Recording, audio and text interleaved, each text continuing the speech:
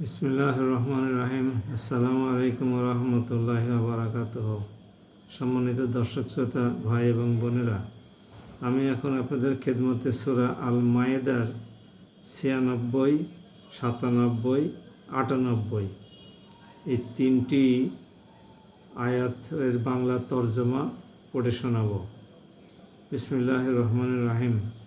তোমাদের জন্য সমুদ্রের শিকার হালাল করা হয়েছে এবং তার খাবার তোমাদের জন্য ও সমুদ্রের পর্যটকদের জন্য উৎকৃষ্ট সম্পদ। মনে রাখবে, যতক্ষণ পর্যন্ত তোমরা এহরাম বাঁধা অবস্থায় থাকবে ততক্ষণ পর্যন্ত শুধু স্থলভাগের শিকার তোমাদের জন্য হারাম থাকবে। তোমরা ভয় করো আল্লাহ তাআলাকে, যার সমীপে তোমাদের সবাইকে জড়ো করা হবে। আল্লাহ কাবা ঘরকে সম্মানিত করেছেন মানবজাতির জন্য, তার ভিত্তি হিসেবে তিনি এটা প্রতিষ্ঠা করেছেন।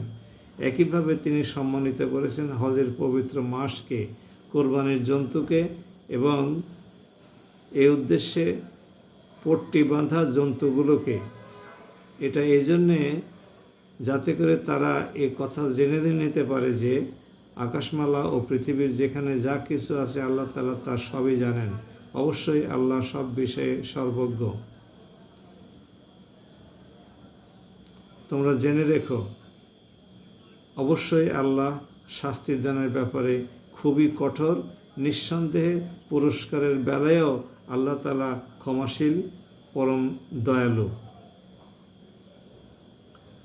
৯৬, ৯৭, ৯৮ সূরা মায়েদার এই তিনটা আয়াতের মধ্যে রাব্বুল আলামিন কাবা ঘরের কথা উল্লেখ করেছেন। আমরা যেখানে সাধারণত হজ করতে যাই, হজের আর কিছুদিন বাকি আছে, কয়েকদিন পর থেকেই হজের ফ্লাইট যাওয়া শুরু হবে।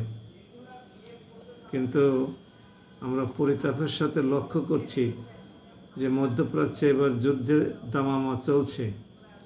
এর মধ্যে হজ ফ্লাইটের গমনাগমন কতটুকু স্বস্তিদায়ক এবং নিরাপদ হবে আমরা সেটা জানি না। দু একদিনের মধ্যেই যুদ্ধ আরও ভয়াবহ রূপ নিতে পারে। তারপরেও আসুন, আমরা যারা নিয়াত করে ফেলেছি, টাকা পয়সা জমা দিয়েছি, তারা এখন থেকে প্রস্তুতি নেই আল্লাহর ঘর তওয়াফ করার জন্যে এবং রাসূলুল্লাহ পাক সাল্লাল্লাহু আলাইহি ওয়াসাল্লামের রওজা পাকে সালাম পেশ করার জন্যে। দয়াময় আল্লাহ আমাদের কবুল করুন এবং একথা স্মরণ রাখি যে আল্লাহ রাব্বুল আলামিন যেমন পরম ক্ষমাশীল এবং অত্যন্ত দয়ালু, তেমনি অপরাধীদের বেলায়, কাফির মুশরিকদের বেলায় অত্যন্ত কঠোর। মান আল্লাহ আমাদের এই নির্দেশনাগুলো মেনে চলার তৌফিক দান করুন। আসসালামু আলাইকুম।